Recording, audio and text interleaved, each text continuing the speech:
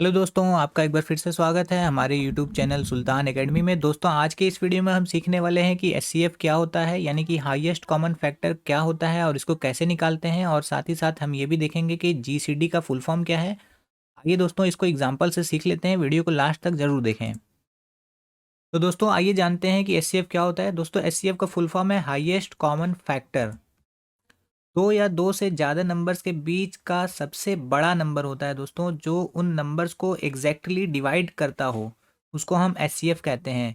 इसका इसको हम दूसरे नाम से भी जानते हैं, जिसका नाम है जीसीडी, यानी कि ग्रेटेस्ट कॉमन डिवाइज़र। सबसे बड़ा कॉमन नंबर डिवाइज़र जो दिए गए नंबर्स को इक्वली डिवाइड करता हो, और वो जो है सबसे बड़ा संख्या होना चाहिए। तो दोस्तों, एचसीएफ का यूज़ हम कहाँ कहाँ करते हैं, आइए जान लेते हैं। दोस्तों, सबसे पहले एचसीएफ का इस्तेमाल किया जाता है फ्रैक्शन को सिंप्लीफिकेशन करने के लिए। और दूसरा, एचसीएफ का यूज़ होता है टाइम एंड डिस्टेंस प्रॉब्लम को सॉल्व करने के लिए। और तीसरा, आर्किटेक्चर एंड डिज़ाइनिंग में यूज़ होता है। और भी बहुत सी जगहों पे हम एचसीएफ का यूज़ करते हैं। तो आइए हम कुछ रियल लाइफ एग्जांपल से सीखते हैं कि एचसीएफ क्या होता है और कैसे निकाला जाता है। तो दोस्तों, सबसे पहले हमारे पास यहाँ पे दो नंबर गिवन है, 24 और 36। अब इन दोनों नंबर्स का हम हाईएस्ट कॉमन फैक्टर निकालने वाले हैं, सबसे बड़ी संख्या जो इन दोनों नंबर को डिवाइड करती हो। तो सबसे पहले हम 24 का फैक्टराइजेशन करेंगे। तो हम 2 का टेबल पढ़ेंगे 12 टाइम्स, तो हमारे पास आ जाएगा 24। इसको हम फर्दर फैक्टराइजेशन करेंगे 2 से। 2 6 या 12। तो इसको आगे हम 2 से एक बार और डिवाइड करते हैं, 2 3 जा 6। और अब यहाँ पे 3 नंबर हमें लेना पड़ेगा, 3 1 जा 3। और उसके बाद अब हम 36 का फैक्टराइजेशन करने वाले हैं। तो हम इसको 2 के टेबल से पढ़ेंगे, 2 18 या 36। अगेन हम इसको 2 से डिवाइड कर सकते हैं, तो 2 9 या 18। अगेन हम इसको 2 से डिवाइड कर सकते हैं, नहीं इस बार हम 2 से नहीं कर सकते हैं, इस बार हमें यहाँ पे 9 गिवन है, तो हमें 3 का टेबल पढ़ना होगा। तो 3 3 या 9 आता है। अगेन हम इसको 3 से डिवाइड करेंगे, 3 1 या 3। तो हमने 24 और 36 का फैक्टराइजेशन निकाल लिया है। और वो इसको हम इस तरीके से लिख लिया है, 2 into 2 into 2 into 3 is equal to 24। और उसी के साथ साथ इसको अब हमें ये देखना है कि 24 और 36 दोनों नंबर के बीच में कॉमन फैक्टर कौन कौन से हैं। तो यहाँ पे हमने देख लिया कि यहाँ पे ये दोनों कॉमन है, यहाँ पे ये दोनों कॉमन है, ये दोनों कॉमन नहीं है, और यहाँ पे 3 कॉमन है। जो कॉमन नंबर्स हैं उनको मैंने इस तरीके से नोट डाउन कर लिया है नीचे। और अब हम इनका मल्टीप्लिकेशन करने वाले हैं। तो 2 का मल्टीप्लिकेशन 2 टाइम्स 4, 4 3 जा 12, यानी कि हमारा जो आंसर आ रहा है, एचसीएफ आ रहा है, वो 12 है। यानी कि 12 ऐसा नंबर है जो 24 और 36 को डिवाइड करता है, और ये सबसे बड़ा नंबर है। तो आइए अब हम इसको एक एग्जाम्पल से समझ लेते हैं। मान लीजिए कि हमारे पास यहाँ पे एक किसान है, जिसके पास एक ज़मीन है जिसकी लंबाई और चौड़ाई है 60 मीटर बाई 90 मीटर। यानी कि इसके पास जो फील्ड है, उसकी जो लंबाई है वो 60 मीटर बाई 90 मीटर है। और वो चाहता है कि इसको हम अलग अलग भाग में बांट के इसमें सब्जियां उगाएं। तो अब उसको ये अपने ज़मीन का अलग अलग भाग करने के लिए सबसे बड़ा भाग बनाना है। और वो चाहता है कि हमारे ज़मीन का कोई भी हिस्सा बेकार ना जाए। तो वो कितने भाग बनाएगा कि उसके ज़मीन का कोई भी हिस्सा बेकार भी नहीं जाएगा, और वो सबसे बड़ा भाग होना चाहिए, ताकि उसमें ज़्यादा से ज़्यादा सब्जियां वो उगा सके। तो आइए अब इसको हम एचसीएफ की हेल्प से निकाल लेते हैं। तो हमारे पास लंबाई और चौड़ाई गिवन है, 60 मीटर 90 मीटर। और इन दोनों का हम यहाँ पे फैक्टराइजेशन करेंगे।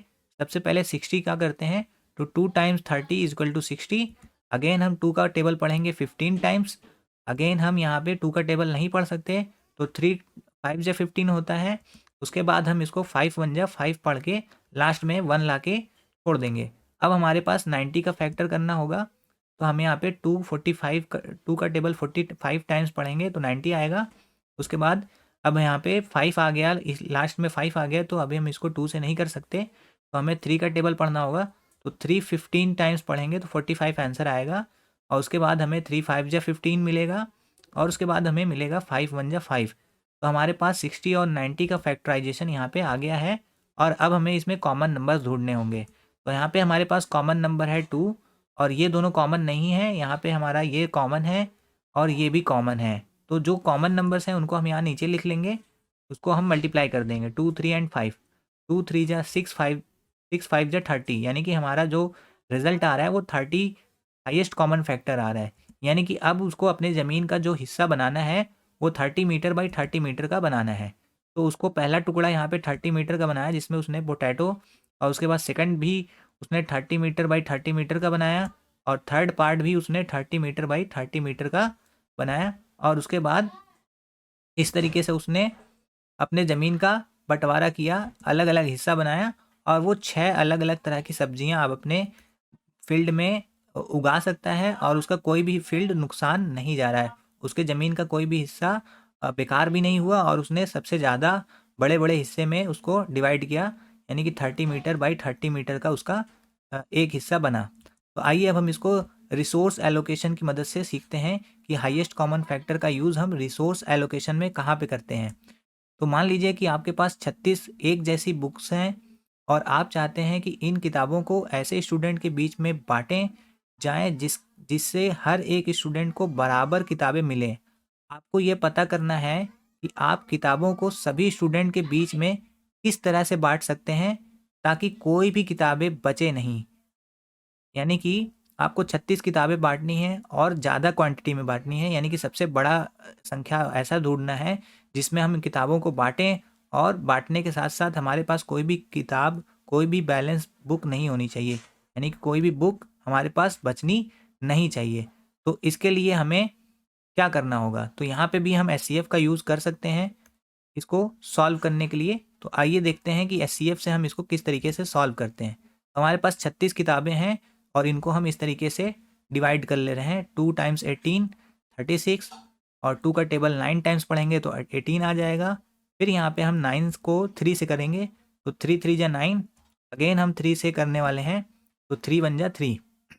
अब 36 का फैक्टर यहाँ पे हमारे पास आ गया है, इसको हम इस तरीके से लिख लेते हैं। 2 into 2 into 3 into 3 equal to 36। अब इन दोनों को हम इस तरीके से लिख सकते हैं, 2 का स्क्वायर इस तरीके से, और यहाँ पे 3 इंटू 3 को हम यहाँ पे 3 का स्क्वायर लिख लेते हैं। इसका आंसर भी हमें आएगा 36। और हमें निकालना क्या है? हमें निकालना है कि नंबर ऑफ़ स्टूडेंट्स कितने हैं जिनको हम ये बाँट सकते हैं। तो हमें पता करना है कि x क्या है। तो अब हम इसको इस तरीके से लिख सकते हैं कि 2 का पावर a और इंटू 3 का पावर b, इस तरीके से लिख सकते हैं। और यहाँ पे a की वैल्यू यहाँ पे 2 है, और यहाँ पे b की वैल्यू 2 है, लेकिन हमें x को पता लगाना है। तो x हमारा कोई एक ही नंबर होगा, एक सिंगल नंबर होगा, तो इसलिए हम इस वाले वैल्यू को मान के चलेंगे कि ये वाली वैल्यू 0 है। तो अब यहाँ पे हम 2 का पावर 2 रख देते हैं, क्योंकि यहाँ से 2 लिया गया है, a की जगह पे 2 रख दिया, और यहाँ पे हमने 3 की जगह पे 0 रख दिया, क्योंकि हमें सिर्फ x नंबर ऑफ़ स्टूडेंट पता करने हैं। और यहाँ पे हमने लगा दिया। हम यहाँ पे b को 0 मानकर एचसीएफ निकालते हैं।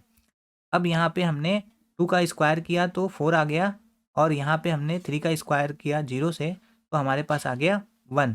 तो 4 1 जा 4, यानी कि 4 नंबर्स ऑफ स्टूडेंट हमें ऐसे हैं जिनको हम ये 36 किताबें बांट सकते हैं। और 4 को हम, यानी कि एक स्टूडेंट को फिर कितनी किताबें मिलेंगी? 4 इंटू 9 करेंगे तो हमारे पास आंसर आएगा 36। यानी कि 9 बुक्स हमें, सबसे बड़ी संख्या है 9 बुक्स, वो हमें बाँटना है। तो हम 4 स्टूडेंट्स को ही बाँट सकते हैं, और हमारा 36 किताबें हो जाएँगी, और कोई भी बैलेंस किताबें नहीं बचेंगी। तो आपने देखा कि एचसीएफ से हम रिसोर्स एलोकेशन में भी यूज़ कर सकते हैं। दोस्तों, उम्मीद करता हूँ कि आपको एचसीएफ निकालना आ गया होगा, और एचसीएफ का यूज़ कहाँ-कहाँ होता है ये भी पता चल गया होगा। अगर आपको वीडियो अच्छा लगा है और आपने कुछ महत्वपूर्ण सीखा है, तो कृपया वीडियो को लाइक करें और चैनल को सब्सक्राइब करना ना भूलें। Thanks for watching.